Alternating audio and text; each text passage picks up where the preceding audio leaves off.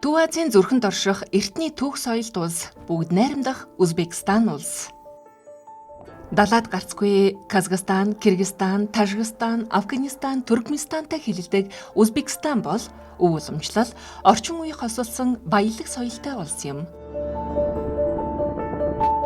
Төв Азийн хамгийн олон хүн амтай буюу 35 сая гаруй хүн амтай улс юм.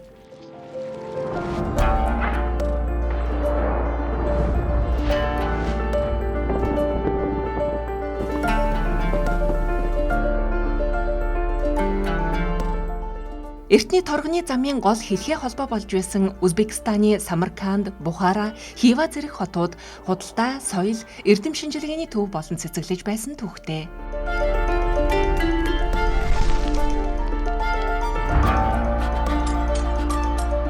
Эдгээр хотууд нь Регистан талбай, Калон, Минарет зэрэг архитектурын гайхамшгүй дараа олныг гайхуулж өнгөрсөн үеийнхээ сүр жавхлан илтгэсээр байна.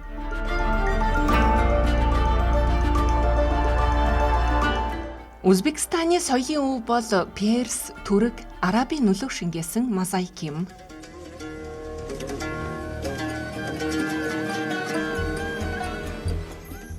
Тус улс ардын хөгжим, бүжиг, уламжлалт гар урлалыг харуулсан асарлар сардууси зэрэг баяр наадмуудаар дамжуулан уламжлалаа тэмдэглэдэг.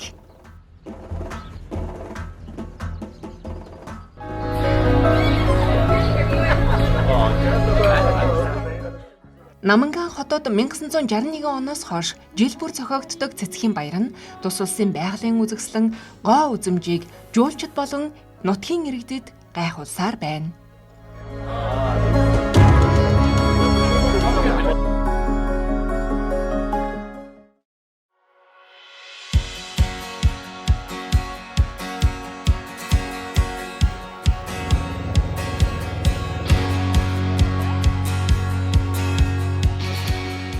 Бүгд найрамдах Узбекистан улсын зарим үзэсгэлэн туулнаас цанаар гулгах явган аялал хийхэд тохиромжтой.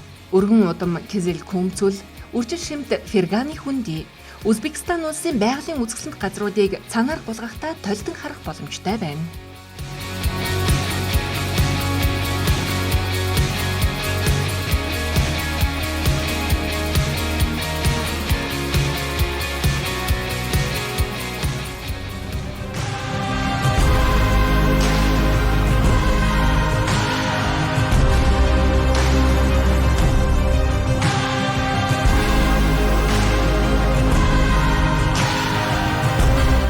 Узбекистаны үн эртний баялаг түүх, байгалийн тогтоц төдийгүй ард иргэд нь уг орныг зорих бас нэгэн шалтгааныг танд өгөх болно.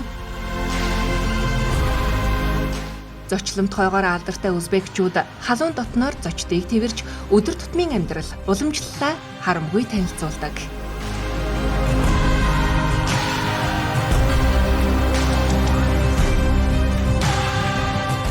Эртний хотуудаас орчин үеийн бүтээн байгуулалт өрнөсөн баялаг уламжлалт бүгд найрамдах Узбекистан улсын хүндэт ерөнхийлөгч Шавкат Мирзиёев та нарлаг Монгол оронд маань тавтай морилно уу?